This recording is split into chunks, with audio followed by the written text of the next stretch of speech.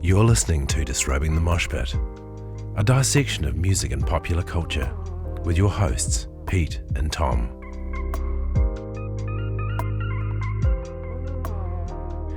How's it going? Welcome back. Hello, everyone. Yeah, we are now at episode 15. 15. Yep, we've come a long way. We're well into the teens, my friend. It's almost time for another guest. Yeah. Yeah, so have you given much thought to that? I've been thinking about it.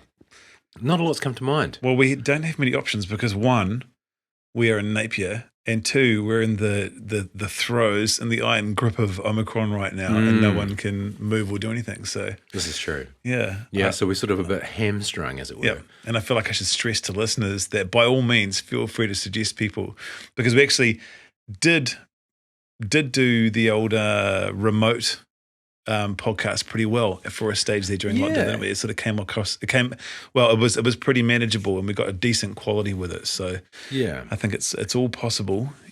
All within the realms of possibility. So next podcast, maybe Bono, maybe who else could we get? Is Queen Bono- Elizabeth. Are we excusing Bono after putting, the U2 album on your iPhone? No. No, never forgive, never forget, I say. Exactly. Yeah, that's unforgivable, that one. Yeah. So how you doing, man? Tell me about your week. All right. Oh, just standard day. A lot of working. Yep. A lot of listening to music. Actually getting right into that title. Ooh, tell me about it. Yeah, so we were discussing this before coming on air, and the whole Joe Rogan thing, blew up, in mainstream media.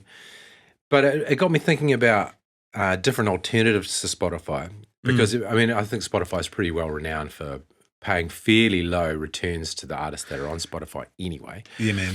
And you actually mentioned when we were out for dinner with our better halves the other week about a service called Tidal.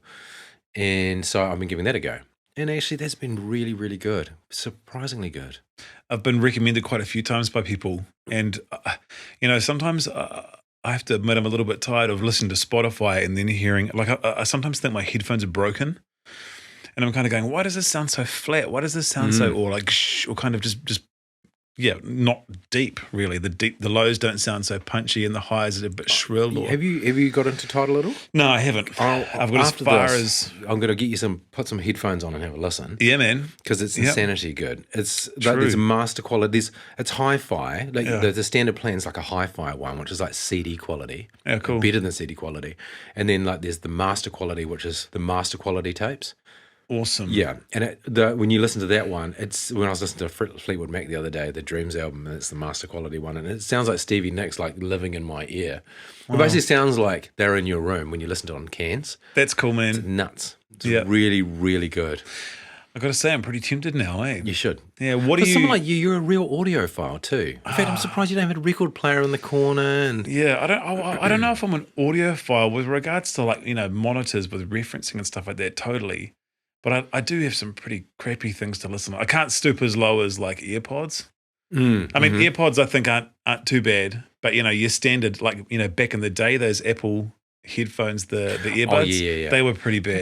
They were pretty bad. Did you ever get them to fit properly in your ears? Oh my God, just constantly falling out of mine. Ridiculous. Yeah. They all went on and on about how good the ergonomics were. Yeah. But they were the worst. I mean, I don't know, were they testing them on Martians or dogs or something they'll fit the dogs primo, but it was humans, unbelievable. Terrible. I must have some deformed inner ears or something I'm the because same. They're constantly falling out. Hey, what did you think about that Spotify Rogan thing? Do you feel like you want to comment on it, or? Well, I probably shouldn't really. It's probably a bit of a polarizing thing, but probably is. Yeah, probably is.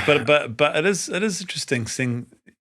It is interesting, It's an interesting, yes. I wonder what direction it will take, whether more people will follow Neil Young to, jump off Spotify or. Well, let's put it this way. I would say I'd probably come down on the side of Neil Young more often than I'd come down on Joe Rogan. Yeah. Likewise. Yeah. I think that if anything, it started a conversation around moving to things like Tidal.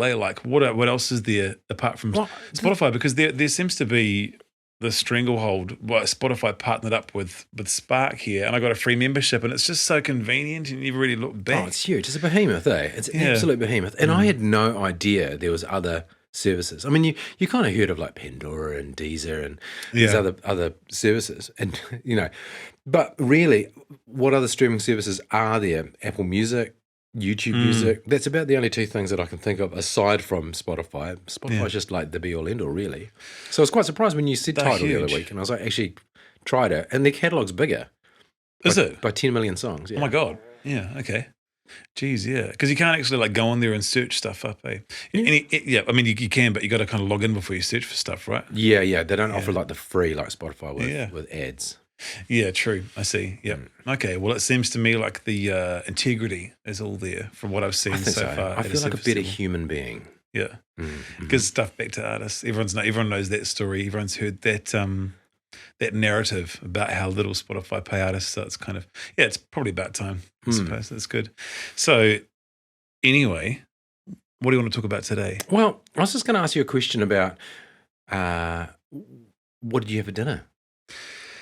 Ooh, I had a beef fillet barbecued with some garlic bread and some coleslaw. Mm-hmm. Yeah. That sounds delicious. It was all right. It wasn't my best work. I was rushed. Come on, don't be shy. Don't Beef be fillet on the barbecue. I fillet and then Let your light stand proud, Tom. yeah, I think. But why is that? What do you ask? Well, what I was thinking was when you sit down with the family to have your evening meal, do you put music on in the background, or is it silence and conversation? Well, lately we've been trying to eat around the table most of the time, and then we absolutely must have music on. Really? Yeah, because I totally can't handle the sounds of people eating. Oh, right. You have one of those afflictions. Yeah, that's right. That's Are you also one of those people that can't have like bones in your meat? Oh, I don't mind that. No. Yeah, I don't mind that. But I'm probably, like my wife will probably tell you that I'm probably not a very quiet eater either. So it's just a hypocrite. Well, that's surprising you can hear other people eating when you're like, I know. You're knee deep in your own. Yeah. I was going to say trough, but that's pretty rude. That's probably quite apt. It's probably quite apt. Yeah, but no, we usually listen to stuff. We've got like a strategically placed vinyl, record player, turntable, in the dining room. Mm-hmm. And so we can just go flip or connect Bluetooth up. But I'm kind of like, that's got to be done before anyone starts eating. Oh, yeah. Or else my anxiety level just goes boom like that. Yeah.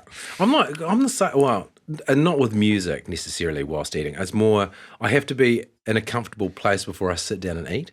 Like, you come home and like you're still in jeans, you got your shoes on and got a jacket on, whatever. And Totally. I have to go like whip into the bedroom and go and put on real comfortable clothes. Yeah. And I must like put on track pants or shorts or something, like get a loose flowing t-shirt on, and then I can sit down comfortably. Everything's got to be perfect. Nice. Yeah. That's yeah. Totally. Yeah. So what are you thinking? Are you thinking that?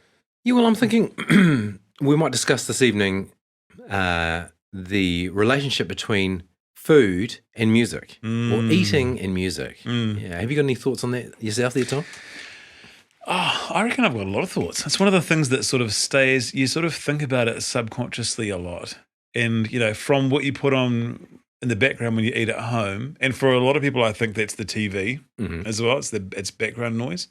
And we do that sometimes as well. But I think too, when you go out to dinner, and I think maybe without realizing it, we're very selective about what we have in the background. Like I quite often will have a problem with the music that's being, not that I'll say anything, I'll just be like, oh, that could be better. Do you think it affects your enjoyment of the meal if you don't agree with the musical choices they're playing at a restaurant? It bothers me for a little while. So I don't know if it affects my enjoyment of the meal, but it does. The eating sounds take over at that point. You can't hear anything.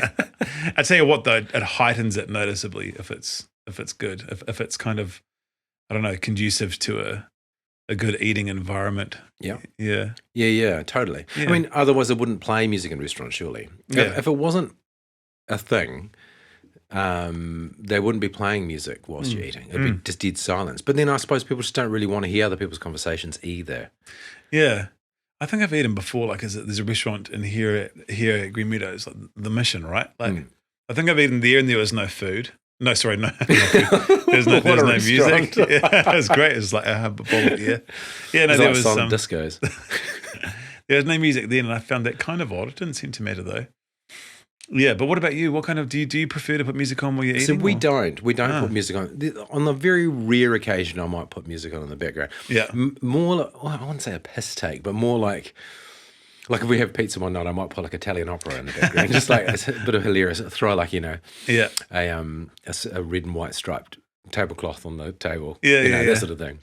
Yeah. But no, we generally don't. But I think it's from who I've sort of discussed it with. There's a sort of a 50-50 blend, from people that do listen to music or have music on the background whilst they eat, and people that do not. I think probably TV themes, like the last episode, what was it, episode 11 maybe, about the TV themes.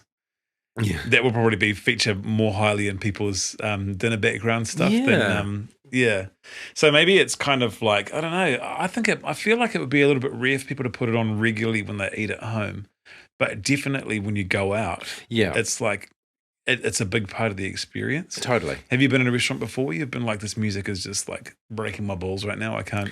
I can't specifically think of like specific examples.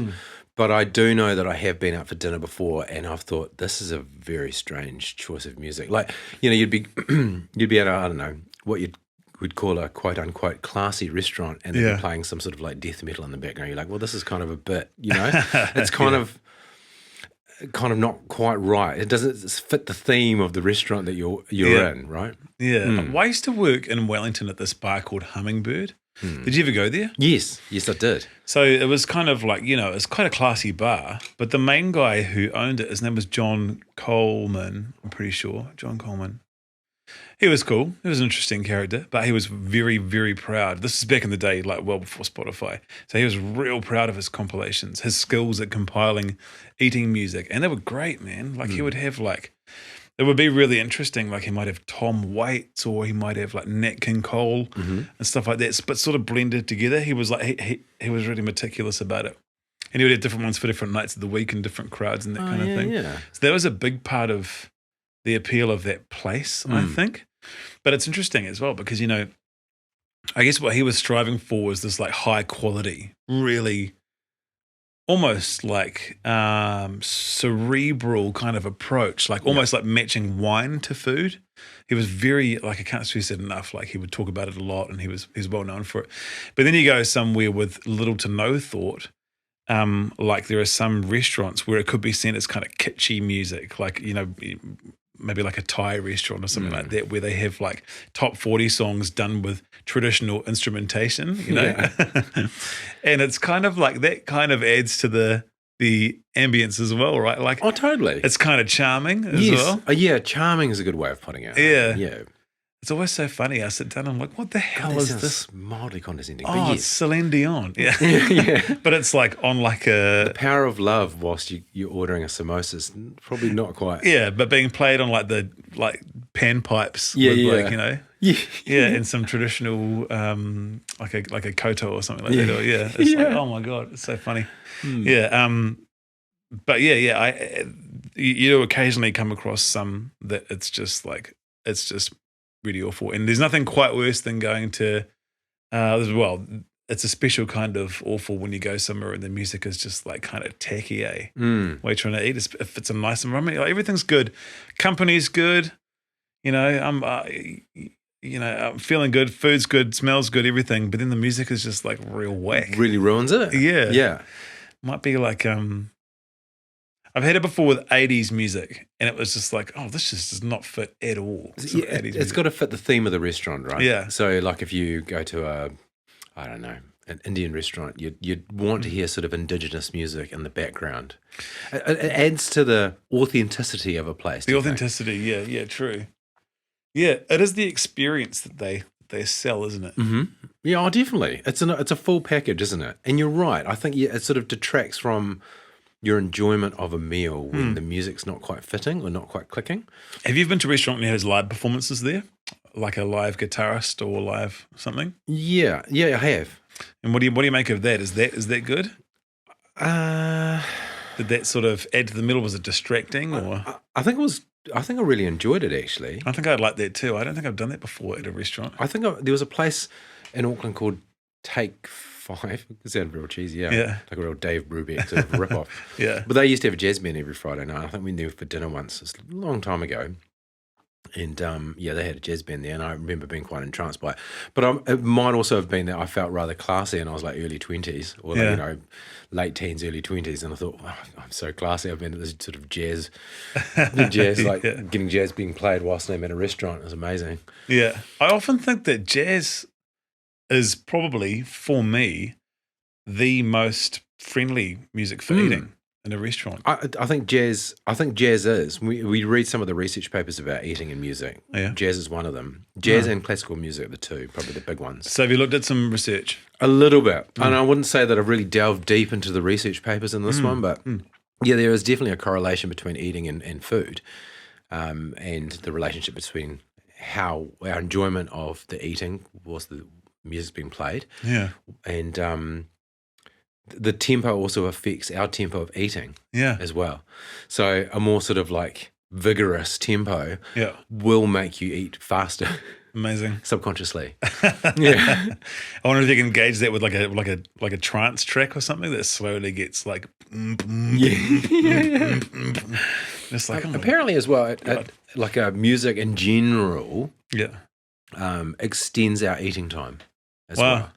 So that would make sense in a restaurant environment, wouldn't it? Yeah, Because yeah. you'd want people to stay there, not ridiculously long time, but you'd want people there for a reasonable amount of time.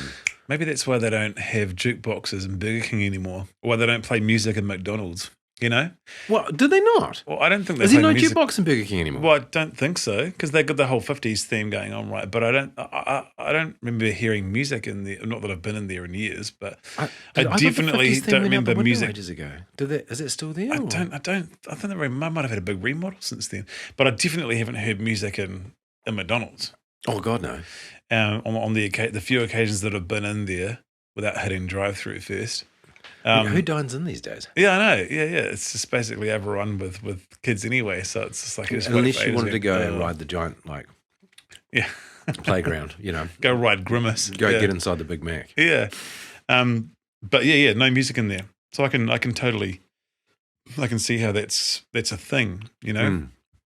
That's actually a thing, eh? Going back to this McDonald's thing. Mm.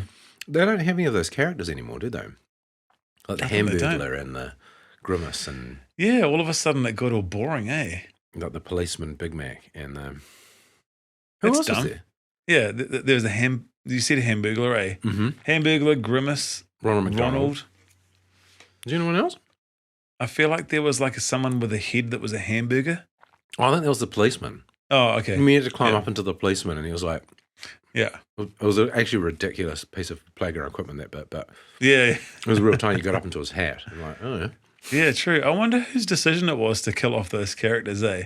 I wonder if you could buy those. Wow, yeah, true. Imagine having that set up in your garden. Imagine that executive meeting where they're just like, guys, Ronald McDonald's They gotta not working. go. Yeah, the colouring books, they've got to go. Like the Yeah. colouring book calendars. everything's becoming grey and red now. No more bright yellow, no more colours. Oh, man. Yeah. It Some of seemed so fun back then. Yeah, totally. Yeah, now it's like, I don't know. Anyway, Yeah. that's aside. Maybe we could pitch music to them as reinvigorating it somewhat. Yes, yeah. Well, you can because you're a composer. Or we could do something together. Oh, yeah. They'll love it. I'm sure they will. Yeah, man. So what would be your absolute worst music to accompany a dining experience, do you think? I think we've already touched on it. Like something that doesn't kind of match the feel of a restaurant, Yeah. or the feel of your dishes. I don't know. Like if you went to like say a American style diner, you kind of want to hear sort of Americana type music in the background, or Yeah. I don't know, if you went to an Italian restaurant, you'd kind of hope that you'd hear, opera or something. I don't know. True. Subconsciously, I think you have it in the back of your mind that would sort of complete the dining experience for you. For me, anyway. So do you remember what was playing when we went out for dinner the other night? We went out. No. What was going on? Because we started talking about this topic there, eh? Yes, we did. I think it was something that sounded a little bit like Saint Germain. Oh, wasn't Saint it? Germain. It was a little bit like that. Yeah, it was kind of like acid jazz, pretty innocuous. So just flute like, was everywhere in the 90s, though, right? Yeah. Oh, that's kind of got this fast pace. Because you know what it makes you think of? When you got that like intensity in a space with an open kitchen, it makes it feel like everything's fresh. Yeah, I was kind of pondering about that at the time. I think I was kind of like, because it's this fast moving,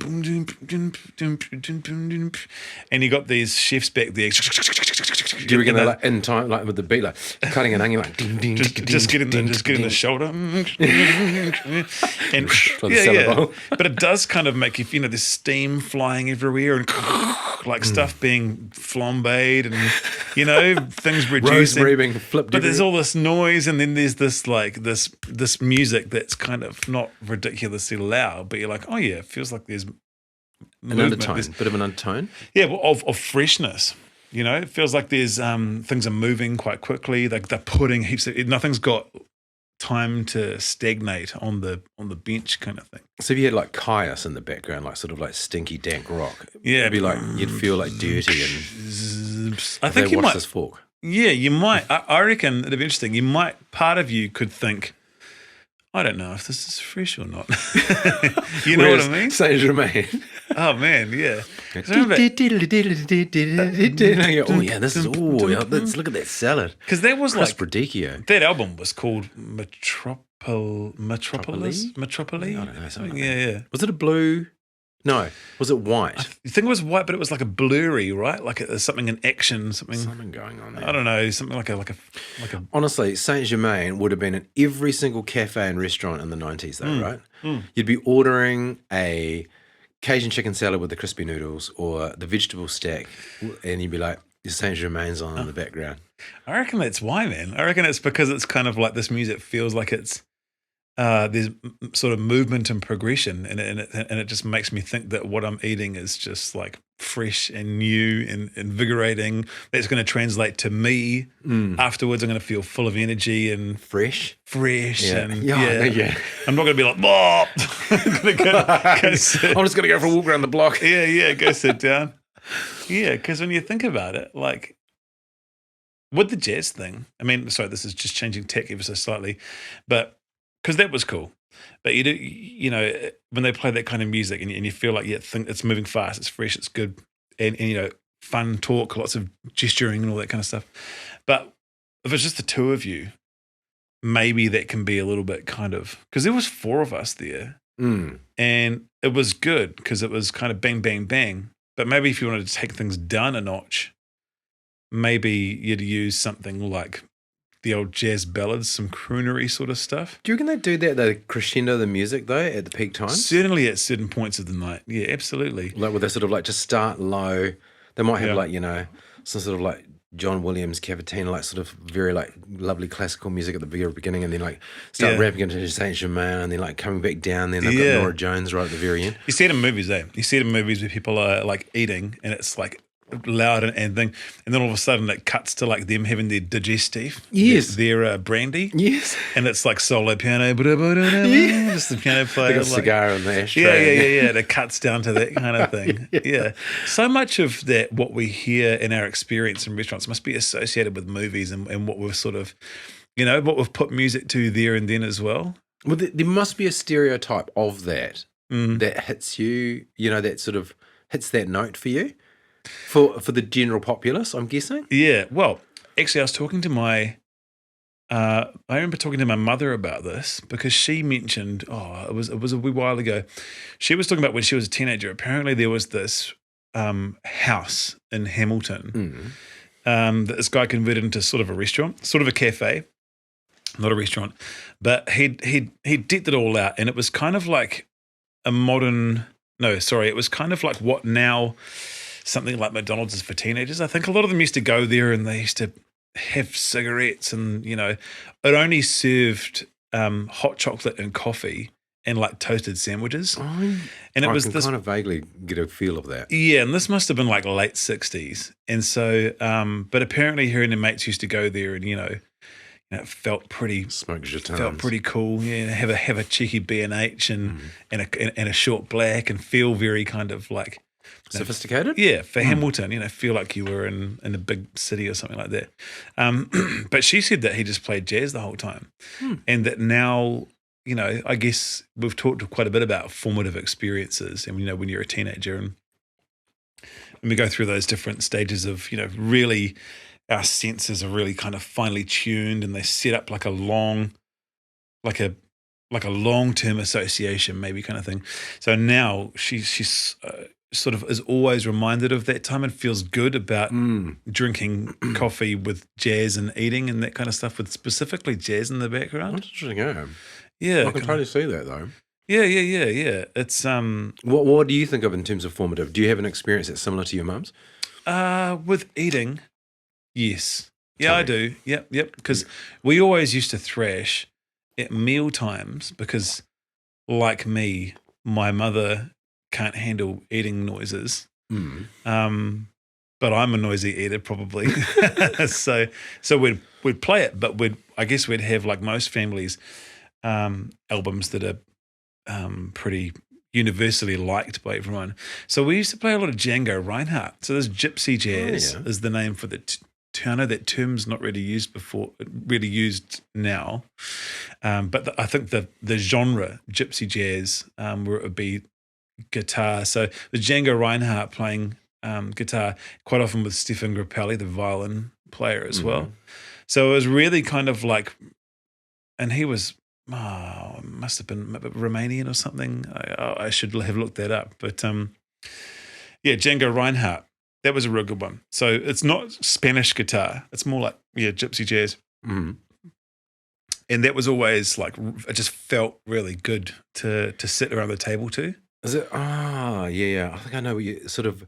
It's sort of a Spanishy kind of a Spanish, quite cafe kind of music. It is pretty cafe-ish. Yeah. Doesn't tend to be singing. That's the other thing, because it's kind of like all instrumental. Yeah, and I mean, I guess if you're sitting down to like some fettuccine or some carbonara, you got to have some of that opera cranking. That could be a good one. But I think, normally if there are lyrics, if it's like, but it takes your attention away from the eating. Yeah, you're right. Yeah. Because then you're like, listening intently. What are they singing about here? Yeah. But then, like, if you were, say, at a sort of a French style restaurant, and someone put Edith Piaf on the background. Yeah. You'd be into that though, wouldn't you? Yeah, that would feel like it's bringing closer to the authentic experience for sure. But then, that's pretty much all vocal, isn't it? Really? Yeah, and like accordion, I think. Yeah, a lot of accordion's French though, isn't it? That's so unmistakably. It's Paris. Yeah, it's Paris at night. It's long walks along the Seine. Yeah, Edith Piaf. Yeah, geez. French. We need a good French restaurant here in Napier. We don't have one. Don't, do we? No. That would be good. We don't have. I used to work at the Trattoria alla Toscana. You're like I'm going hard with the pronunciation here. When I was a teenager, and they cranked a bit of opera. I think they cranked a bit of the old Italian kind of guitar, classical guitar kind of stuff as well. Was Italian? Are they renowned for classical guitaring? I think so. Yep. I think there's a lot of guitar works for for old Italian ones. I know obviously there's like lots of Spanish ones, but Spanish is what I think of generally. The cuisine's not so huge here. Spanish cuisine, basically everyone thinks paella. That's all they think of, really, isn't it? Yeah. Just prawns. I love prawns. I'm not going to even try to do a Spanish accent. I just can't do it. My brother-in-law's Spanish, and he just like looks at me like I'm just a total idiot if I try and do it. It seems to me that Spanish cuisine consists a lot of potatoes and seafood. And tomato, yeah. Paprika. Yeah. Heaps of seafood. Yeah, and he sort of laments the state of seafood here in New Zealand, the price and the size of the prawns. Yeah, and that kind of stuff. Pathetic. Yeah. But you're right. That would be one instance where the lyrics would work in the French restaurant. So we're going back to that. And maybe opera in Italian, but that's because I don't understand it. Yeah, and maybe that's part of the reason, right? Because it's the same with Edith Piaf, right? Yeah. If someone put on Celine Dion, there'd be a different story then. I'd probably that would bother me for a little while. I think if someone put on Celine Dion, it's bad enough when it's on the panpipes. Yeah. But if someone put that on, I'd be like, oh man, yeah. That's an interesting point, man. Yeah, man. Lyrics taking you away from focusing on your meal. Yeah. Because when you think about it, the stuff that has worked, because I can't think of anything other than Edith Piaf or like opera stuff. It's not in English, so it's like, Yeah. It's not going to. It sort of blends more, doesn't it? At Yeah. that point? Yeah, It's totally. part of the whole package as opposed to standing out from the package. Yeah, I'm going to experiment. I might experiment and make some jerk chicken, chuck on some Peter Tosh or some Bob Marley or something like that. And Yep. see if it adds to the experience. Yeah. Okay. So if I said to you, we've sort of discussed a few genres of music and what cuisines are sort of associated with. So Edith Piaf, we think French. We think opera, we think Italian music. Yeah. So say, for example, you heard Buena Vista Social Club. What sort of cuisine does that make you think of? Well, I think a lot of Mexican restaurants play that kind of style of music, knowing that a lot of Westerners wouldn't be able to hear that it's not actually Mexican of origin. You know, its point of origin is not Mexico. So I'm pretty sure I've heard it being played at some restaurants around here that are Mexican. So it does associate for me more with that kind of.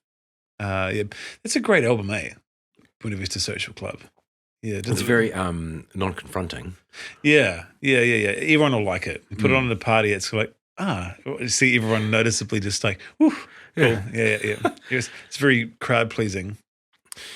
How about if you think of Enya, would you find that at a restaurant? Man, I don't think that's going to go well with any food, eh? Enya, I don't think. Nothing against it, but like I can't. That's not for eating. Surely, no? Is that just self-reflection at that point? Well, think about a meal that could, for some reason, the first thing that went to my mind was bacon and eggs. Really?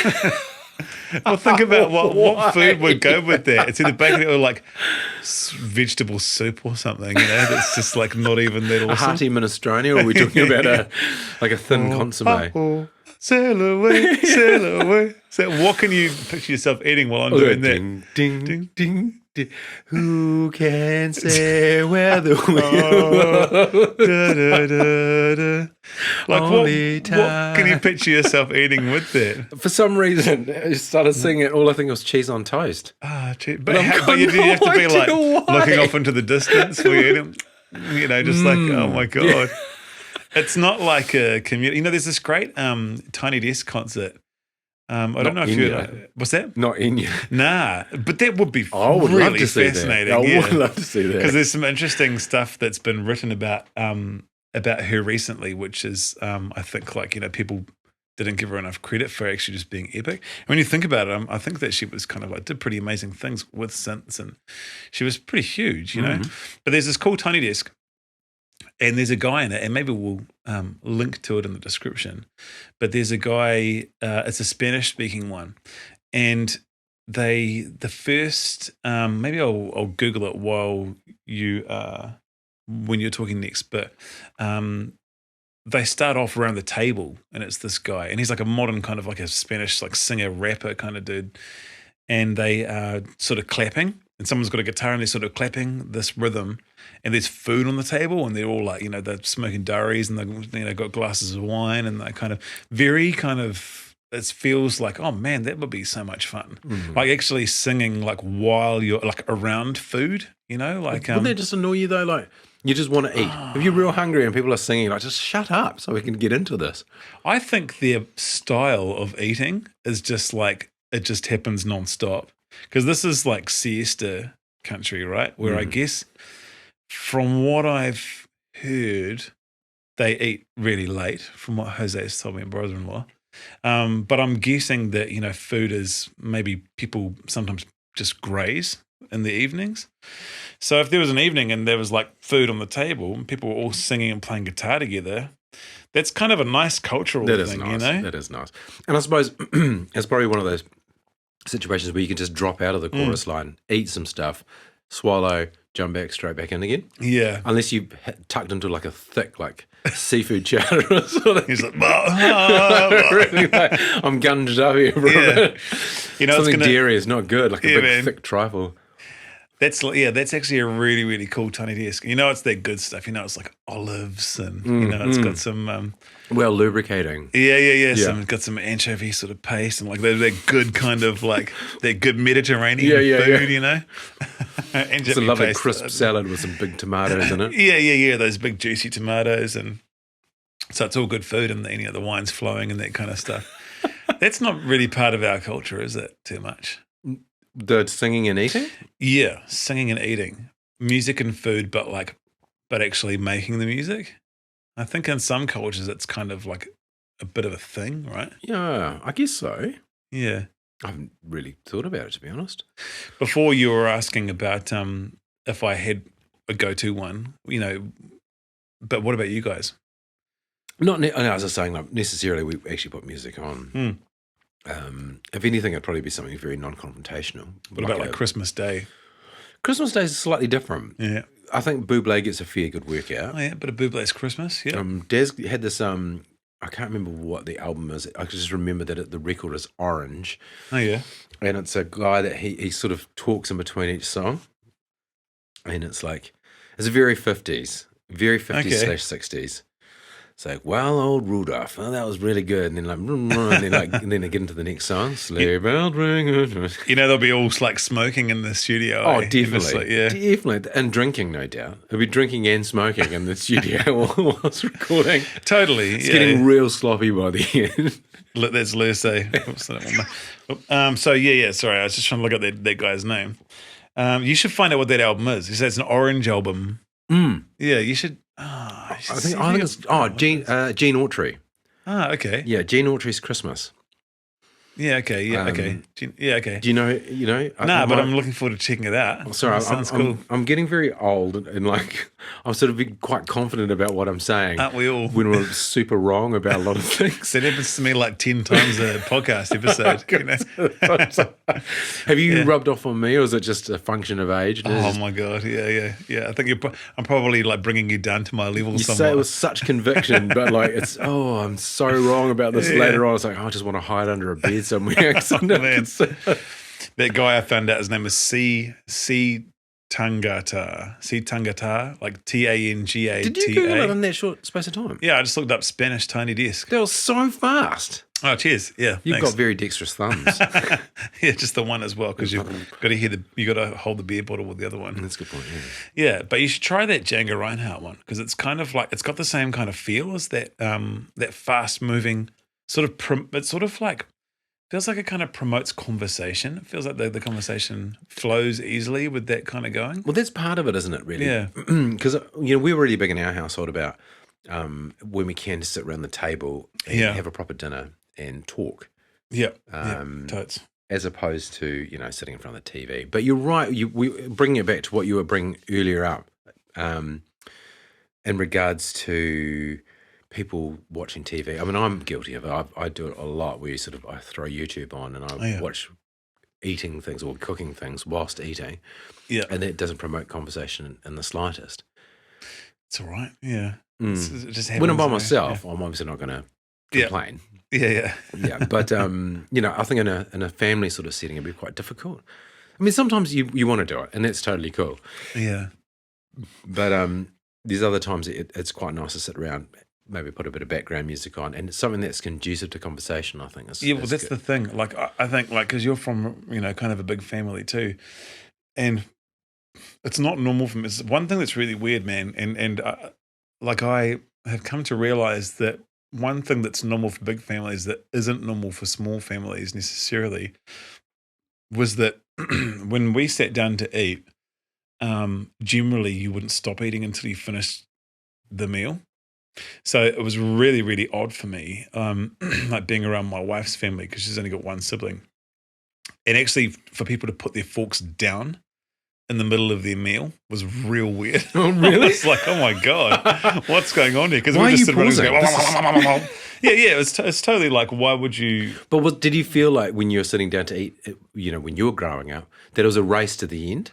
And was it a race to the end to try and get a second helping before anyone else got a second helping? A little bit, yeah. I mean, we didn't often get sort of second helpings, but I mean, it was just kind of like I had my eye on this piece of chicken and I don't want anyone else to get it, but I need to Yeah. smash this first before I can get that. Yeah, we just sort of go hard, really, I think. Like, and so there wasn't often conversation that happened during the meal. That was the thing. And so you can see where music would work there for one aspect, to drown out the noises of 5, like, really awful eaters, or 7, including my parents. But then the other reason you would use it would, I guess, to make people feel comfortable enough to put their forks down and to actually talk and kind of like, man, this thing can go longer. It's more of an experience. I'm not just here to like put food from there into here. Well, that is a big portion of the reason why you're sitting there, though. Yeah. But yes. But I think that's like one thing where I was kind of like, this is like an entirely new concept to me. Like actually like stopping. But don't you feel like as you get older, you kind of appreciate that more? Like you kind of feel like you do want to sort of talk more?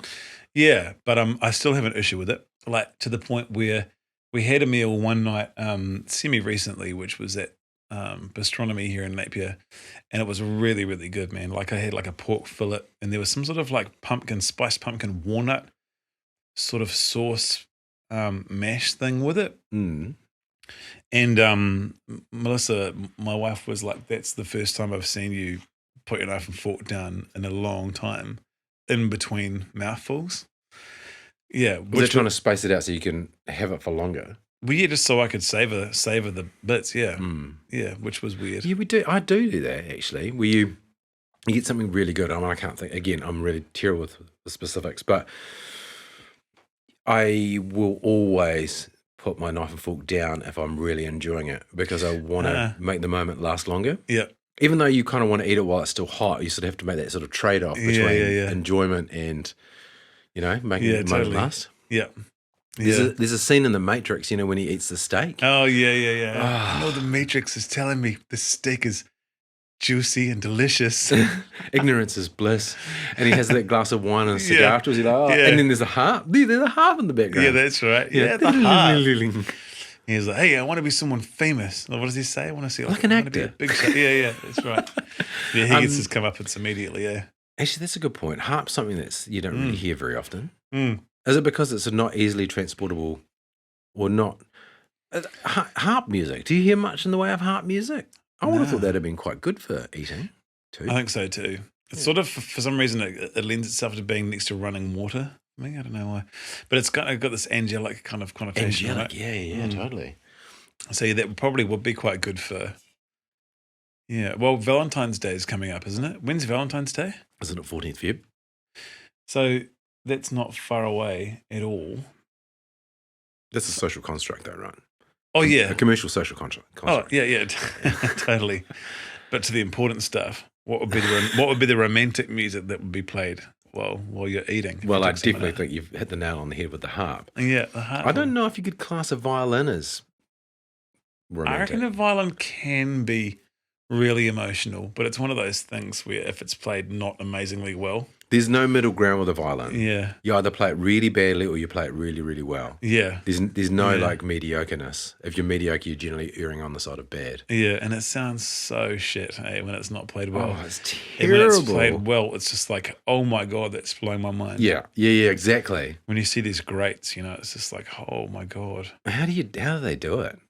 Yeah, I just don't know. Such a little fingerboard, Isn't it immensely expensive too? Like those sort of string instruments. Yeah, well, I guess you've got your Stradivarius instruments. My eyes popped out of my head when I heard of the cost of just a cello bow that my sister bought the other day. Oh, yep. Unbelievable. Yep. Like, was it like just like a standard sort of $600 or? No, thousands. Oh, yeah. Okay. Yeah. True. Yeah. Jeez, that's some serious equipment. Yeah. Yeah, that's pretty epic. They've got they've got to get that fine horse here. Well, she's effectively emulating, some of the great cellists of all time. Yeah. Christopher Van Kampen and good knowledge. Well, he's my dad's cousin. Oh, true. That's right. Yeah, you mentioned that. Yeah, that's the only reason I know him. I've seen the National Ensemble live in London, only because his dad's cousin. It's epic. Yeah, cool, man. Well, should we do these tasting notes? Oh, should we check out this I'm drop? really looking forward to this sweetie bottle over here. Yeah, unfortunately, we can't put on some music. Maybe we could think about, the tasting notes music will be going on There will be in the music going on background. right now. Yeah. And that's an interesting point because whenever we do this, tasting notes, we think quite hard about it, as you guys, listeners, may have noticed, because it's a little bit kind of variable, the music in the background. And we don't actually get to talk about what goes into it because we think about it after the fact and then record it, right? So there was like the sea shanty one, which will be out presumably by the time this one's out. Is that that might be the next one. Oh, cool. Yeah. And so we did a sea shanty. Oh my God, this is like Back to the Future. It's it's blown my mind. But we did like a sea shanty tasting notes for this bizarre kind of like rum raspberry mix that we tasted last time.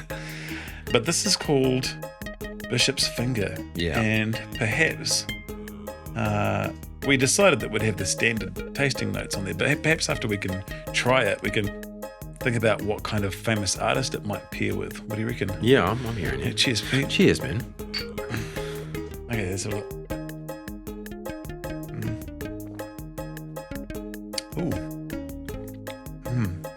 It's definitely got it's quite a malty undertone. Definitely malty. Yeah. So for those of you, if you probably won't be able to see it on the camera, potentially you may be able to. You can zoom in if you wish. Bishop's Finger is a Kentish strong ale. Was quite interested in having a English style ale. What they sort of pull at the pubs. And see what that was like for tonight's tasting notes. So obviously not going very local, in fact, complete the opposite actually. In terms of air miles and carbon credits, we're probably doing fairly poorly here, but it's really nice actually. It's kind of like 5.4 is like what's standard. It's slightly above average.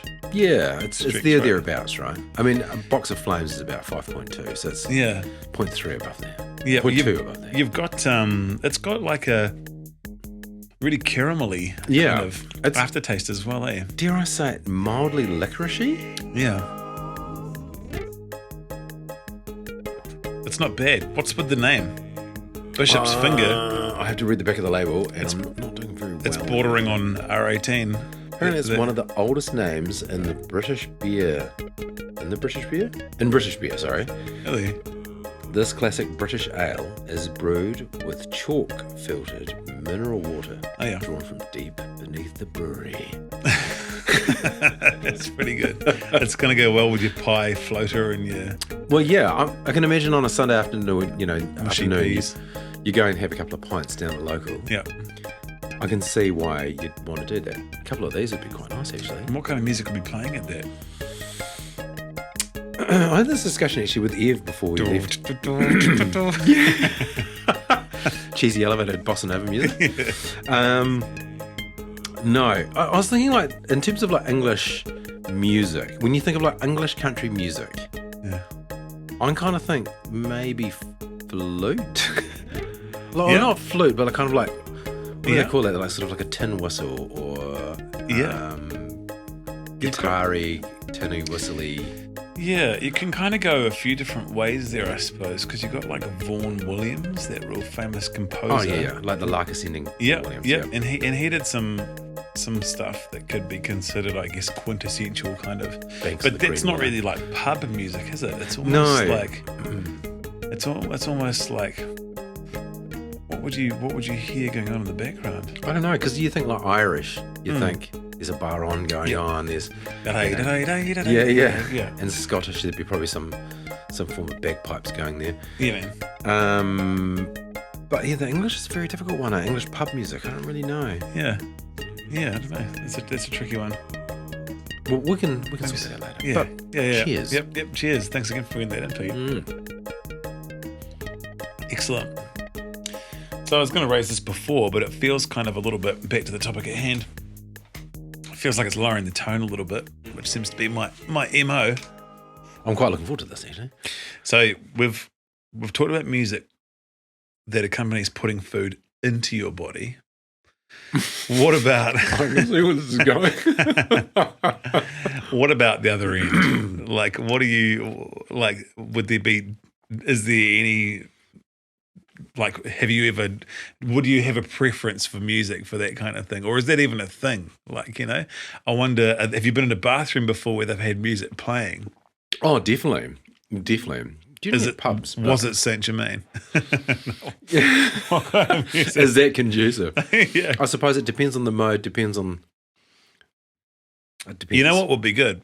Yes. Enya. Enya would be good. That would be quite tranquil. Yeah, that would be pretty good. Yeah.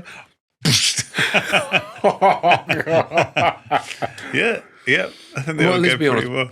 It's a place that you want to try and keep as tranquil as possible. Yeah, I guess. Sometimes it's out of your control, but bit of deep forest, bit of enigma, some Enya.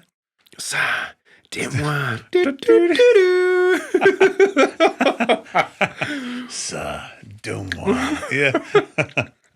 That's real funny. Yeah, that's an interesting one. I think that's worth experimenting with. To be honest, a bit of Enya. I've been looking for a good excuse to listen to more Enya lately. So how would you do it? Would you set up a UE boom in your bathroom, or? I don't know if I could deal with those acoustics. I think I'm going to have to go headphones. That's full commitment. Yeah. You also need to sterilize the hell out of that. True. Yeah. We've got these things at work called Sanicoms. We use them to, wipe down our headsets when we get in the airplane. Yeah. I'll give you some Mm-hmm. for this experiment. Maybe we can start the next. Well, maybe not. Might not be. Yeah, I don't know, but we'll probably forget by then. But it will be interesting. I'm sure there's got to be some research around that as well. That's something that I did not look up when I was having a look at this.